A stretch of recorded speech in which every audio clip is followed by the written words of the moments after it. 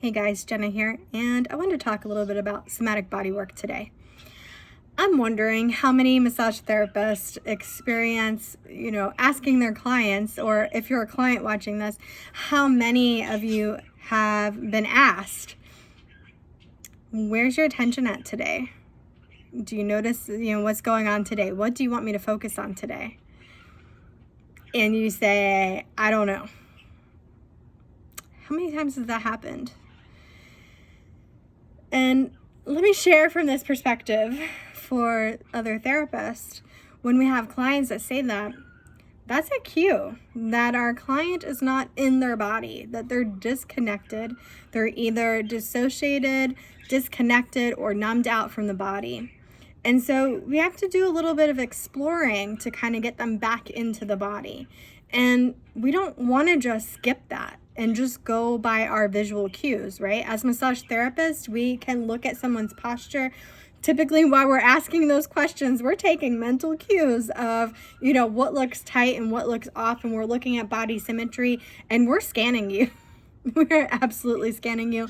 Even if we're standing in line at the grocery store, we're scanning you. And we know what is off, what is tight, what you have going on just by visually looking at you. But here's the thing. For clients, we've got to bring them on board with this part of the process. And there's a reason for that. So if you're asking your client what feels tight or what's bothering them today, and they're like, yeah, I don't know, I guess same as usual, and you're not taking the time to help them come back to their body, to feel into what they've got going on in their body, the work that you're doing on that body isn't going to last. And here's what neuroscience tells us. If we don't engage the prefrontal cortex to make the changes in the neuromuscular pattern, it doesn't last. So when you've got a client that doesn't know how their body's feeling, you should be helping to guide them in their body. There's lots of tools and somatic practices that teach you how to do that. And it's well within the scope of a massage therapist. So one of the things that I like to do with clients that are having a hard time feeling into their body, and here's the thing, being trauma-informed means we're not going to force someone, but we invite the practice in, and we use invitational languaging. And the importance of that is so that the client feels like they have choice, because so many people that have experienced traumatic events feel as though their sense of choice was taken from them. So in part, this is helping to establish this power dynamic. So yes, you might be the massage therapist and the authoritative figure in the relationship, but at the same time, we want our clients to feel as though they also have power in the relationship. Just like they have the power to end a session at any time, they have the power dynamic to say, no, I don't want to do this practice, right?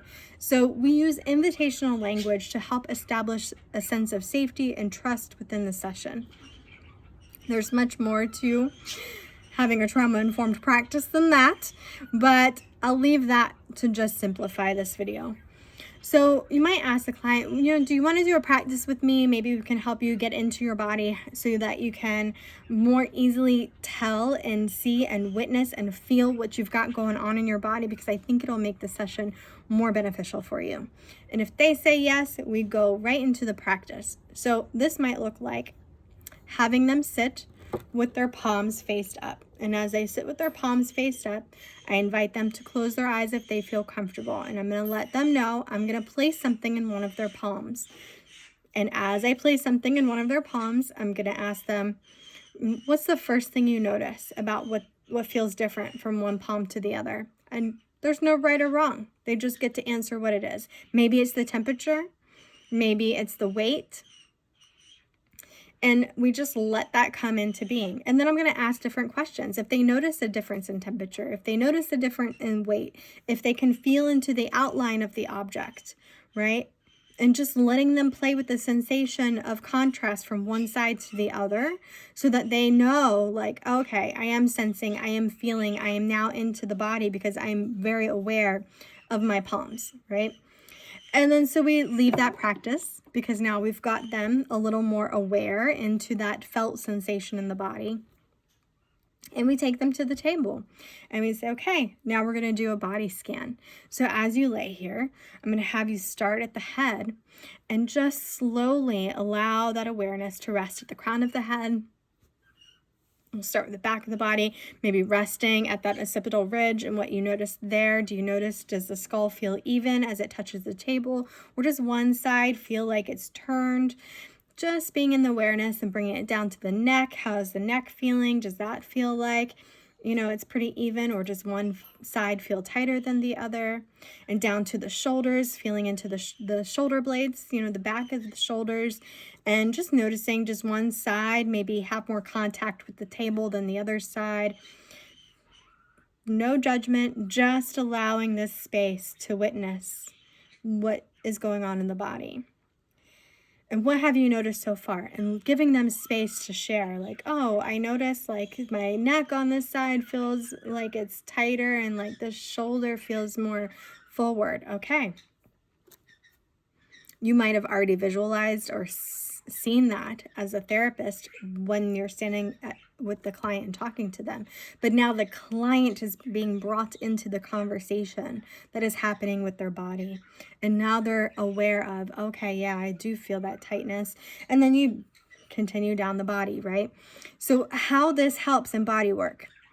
Neuroscience tells us when we invite the prefrontal cortex to be part of the process, it has a longer lasting effect of change. And so this is why we want to have this process as part of the somatic bodywork practice, because it allows the person to actually be part of that healing journey. So here's the other aspect of this. As massage therapists, we know when we take clients through practices on the table, and it doesn't even have to be a practice like this. It can be, just doing your, basic massage routine, whether it's Swedish massage or whatever it is you like to do, therapeutic in nature, whatever, right? We know that it has an effect on the nervous system. And in that journey of the client being receptive to the massage practice, then they're having an inner journey of some sort. They are in their own inner world, whatever that might look like for them. Some clients might have a more intense inner journey. They might notice when you find an area that's tight or tense and you're working on it, their mind goes to an injury that happened in that area, or something around that area, a situation, maybe a conflict with someone, or something that arises as you're working on that area. That's their own interoceptive journey. Fancy word used in somatic therapy. Interoceptive is that inner journey, something that already happens on the massage table naturally with our clients. In somatic body work, we help that interoceptive journey along a little bit because we allow for that openness. We allow for the allowance of that.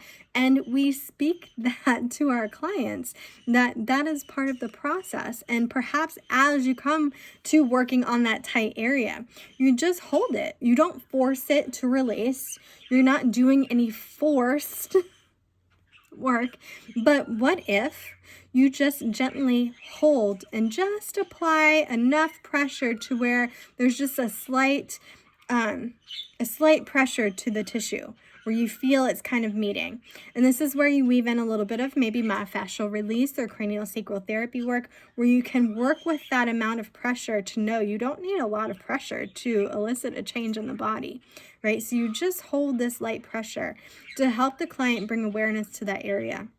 And you let them know, like, I'm just going to stay steady here and holding this pressure. And I'm just going to let you kind of sink a little bit deeper into feeling into this area and what might be there for you. Right? You don't have to speak it out loud. You don't have to share with me anything that's coming up from this area. But just allowing space for you to have that inner journey, to sit with this area a little bit more and see what might want to, come to the surface for you in that. And you might even say, like, there could be a color that maybe comes up for you here, or an emotional feeling, or it might even be a specific situation, or, something that happened a long time ago. We just allow space for whatever is here to just make its way to the surface with no judgment, just holding the space. We're not doing any cognitive processing. We're not doing talk therapy. We're holding a specific point on the body, offering a still point, hold, and allowing space for the client to have that interoceptive journey. And then they might say, oh, that was interesting. Okay. And then you can remove your hand. How's that space feeling for you now? Letting the brain compare and contrast. And in that moment, letting the client have the experience, right? We're letting the body do the work that it naturally wants to do on its own. Remembering back to the part of the body where it is always striving for homeostasis. We need to trust the body's natural healing abilities. This is a way we get to work with the body from a place of being more holistically minded, that the body knows how to heal itself. The body is intelligent and wise.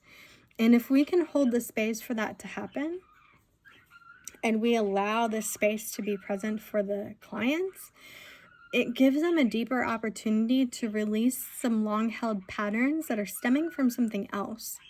It might not be because they're sitting in front of the keyboard all day. It could be something that was stuck there from childhood, from something someone said to them, and they just never allowed the spaciousness for that to even come up in their level of awareness.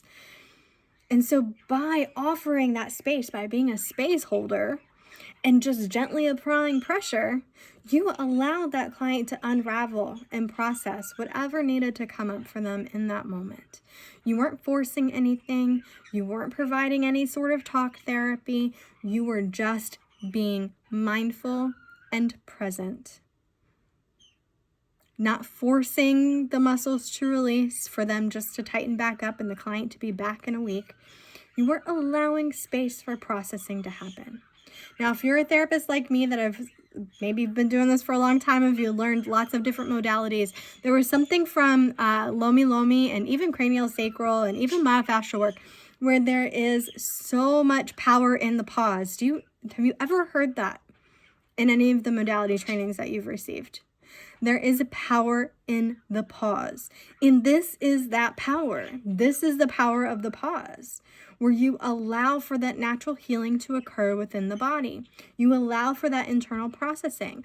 I teach Bowen therapy as well, right? So in a Bowen session where we're strumming on certain areas of the body, we strum and we are hands off the body. Let the body talk to itself. Essentially, we're doing the same thing. We're holding a still point. We're allowing and directing the client to bring their awareness to that area. And we're just letting whatever unfolds for the person unfold. And we're releasing that. We're letting it go. We're letting them compare and contrast. We're letting them have that interoceptive journey, that inner journey of unraveling that they need in the moment. This is powerful work, y'all. And it is something that we can do as massage therapists that has such a profound release for clients. Not an emotional release. We're not specifically trying to release trauma or anything like that. This is allowing space for that internal processing to happen in a way that we can hold the space without overstepping boundaries, without force,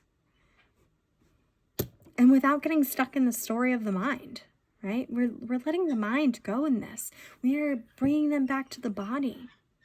That's not something that they have access to anywhere else out in the world. We have the power to do this in our sessions. So why aren't you? So if you want to learn more about this work, if you're interested in diving in a little bit deeper, I do have a live webinar coming up called Creating a Trauma-Informed Practice.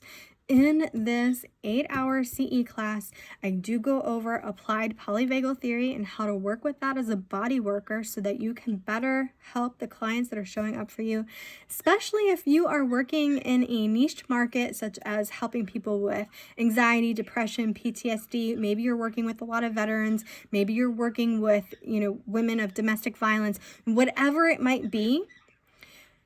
If you tend to work with a lot of those people, this is a workshop that should be on your list to take, because this is going to help you better understand the nervous system function, how to work with the nervous system, different tools and practices like the little practice I showed you about holding something in the hands. there's going to be a lot more practices that I share in that course that will help you with your clients. It's well within your scope as a massage therapist to kind of help the client navigate their own nervous system, to help them be better receptive to the work that you're doing as a therapist. Now, in this course, I'm not teaching you any modality specific things. This is all the practices that kind of lead up to that.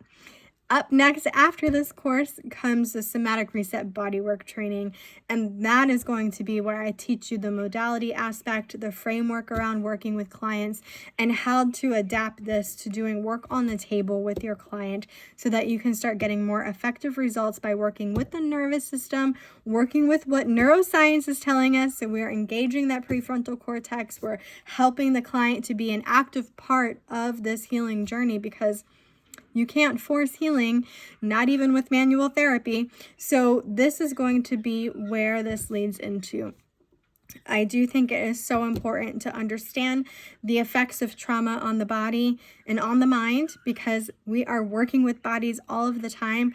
Most of the people that we encounter have experienced some sort of trauma in their life, and if they haven't experienced a significant traumatic event in their life, there is also the aspects of generational trauma that are always present, that's always there. There's the trauma that is held from even before we were born, because in case you didn't know, our nervous system started being informed when we were in utero, which means, as taught in the neuroaffective touch course, I forget her name that created that, but she teaches a lot about this and how the nervous system formation in utero begins to run the same imprints based on the mother's nervous system responses while she's pregnant with you. Yeah, wild. And then other trainings that have taught me that we carry nervous system imprints on patterns that are run that goes back 14 generations. Y'all think about 14 generations back and what life was like then. That's some heavy stuff that we carry. And this isn't woo-woo. This is things being taught by doctors to help us better understand what we're seeing, what we're experiencing. And it also helps us to better understand when you look at that and hold that knowing and see the different generational progresses and things that rise to the surface and what's being worked through. You begin to see the world through a different lens when you understand how this affects things. So I invite you to join me. The first training is February 9th. So I'd love to have you join me live. It is being held on a Monday. I know a lot of us in the bodywork industry, I don't know why, but we tend not to work on Mondays. Monday is my admin day, so I like having Mondays off to be able to take care of all my business stuff. But I scheduled this class to be on a Monday. It is an 8-hour CE. It's a live webinar. So I would love to have you join me. You can join me from anywhere in the world. It makes it super easy. This is my first time teaching it as a live webinar versus an in-person class, but I wanted to make it easier and more accessible for more therapists to take, because this is important work. This is important work. And I share this from someone that got into this field from having a debilitating anxiety disorder to where I couldn't even leave my house. Yeah. So I know how healing and how powerful a massage therapy can be without the added knowledge. But with this added knowledge, with this understanding, it can be far more impactful, far more helpful, and definitely a whole lot less re-traumatizing. So I'd love to have you join me. I hope to see you there. You can go to my website, somapsychesoul.com, and you'll find the page for CE trainings on there. Thank you all, and I'll talk to you later.